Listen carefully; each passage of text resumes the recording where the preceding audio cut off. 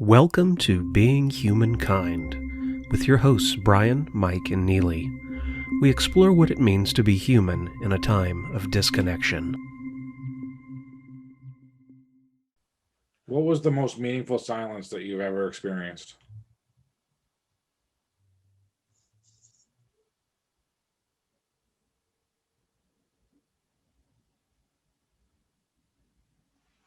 Besides right now,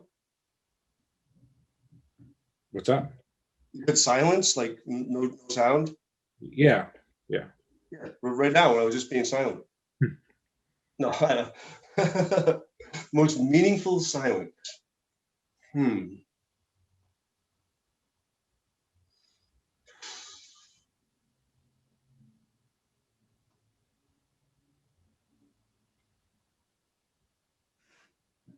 I guess when I meditate and silence my mind, that's pretty meaningful.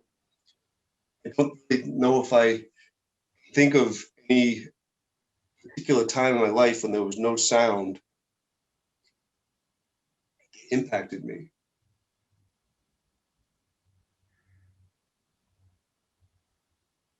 All right, here's one. So everyone who knows me knows I have a dog named Benji. And everybody who knows I have a dog named Benji knows how much Benji means to me. And I went through 4 weeks of torture trying to adopt this dog. I visited him every day that they had visiting hours at the Attleboro Animal Shelter. And I always checked in on him. I spent time with him. And at the time, I already had 3 dogs. One of those dogs is passed on now. But in my mind, intellectually, I just didn't see how it would possibly give me another dog. I already got 3. That's like crazy. I told my wife, I saw him on Facebook, the dog. I said, I want to adopt this dog. And she said, ha, that's funny. We already have 3. But you don't understand. I want this dog. When I was a little kid, I had this movie. I don't know if you guys remember. It was called Benji. And this dog looks exactly like that dog. And ever since I was a little kid, I wanted a dog that looked like Benji. And I saw him, I was like, I gotta have this dog. And even though I knew I couldn't have that dog because it was too crazy, I still kept plugging and trying and trying and trying. And so you have to bring all your family members down there one at a time. So I'd bring my wife, each one of my kids, and they have to bring the dog to your house. And it was only, I knew that if I didn't get this dog, it was going to be like psychological torment for me. I'd already gone so close to the dog, and he was a very popular dog, super cute dog, and a lot of people wanted him. It just didn't seem reasonable. But sometimes just the heart wants what the heart wants. So it was. I remember when the animal shelter called me and they made the decision, and it was just like something out of a movie. They called me and they said, "Mr. Chauncey, we want to let you know that we reflected on this, and we thought about who would be the best home for Benji and stuff." And I'm already like, yeah, that's okay. I understand. It's fine. I was already kind of like talking myself off the edge, to the people, like, it's okay. I totally understand. Like, we want to let you know that based on Benji, when he came to your house, he seemed like he really wanted to be with you, and we're going to give you Benji. And like, I couldn't believe it.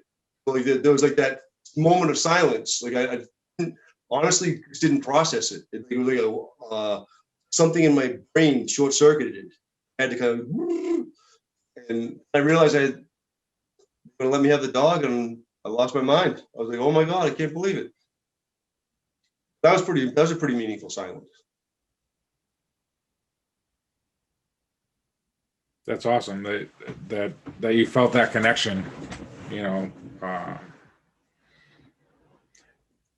obviously the way you describe it, it's not like a superficial connection. It's like a deep connection. Like, Oh yeah.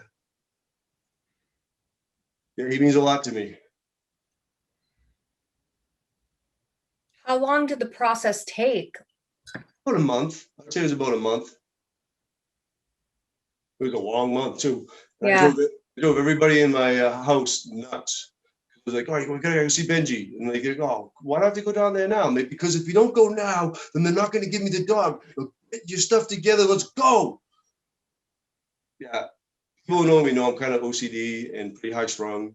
So I was determined. I didn't think I was going to get the dog, but I wasn't going to lose the dog because I didn't do something that was expected of me. Yeah, because you didn't try as hard as you could. Yeah. I don't mind failing as long as I try really hard. As long as I do everything within my power, it's okay if I fail. And I usually do. It's a great story. He's a great dog. My daughter took him. He's usually right here on my bed next to me, but I'd put him on this camera.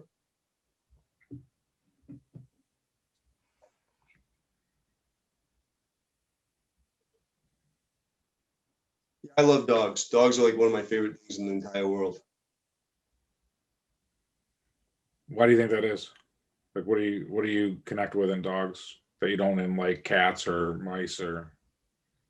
I like all those things too. The dogs they're so open-hearted and emotive with their eyes. And like my Benji or even my other dogs too. They want to be with you and they look forward to seeing you. A lot of like energy. My cat is actually pretty affectionate, and I'm not really a cat guy. I like him. I don't have any problem with cats. They scratch your furniture. I have to put special stuff on my furniture so she won't scratch. And they poo in the house. I don't like that. But I'm kind of allergic to cats too, a little bit. But she's a really good cat. I like her. I put up with her. The dogs, I don't know. This is that connection. They just want to be with you. They want to go on car rides. They want to play. They go stick. Stay by your side when you're sick. Keep you company. They got it all. Dogs are the best.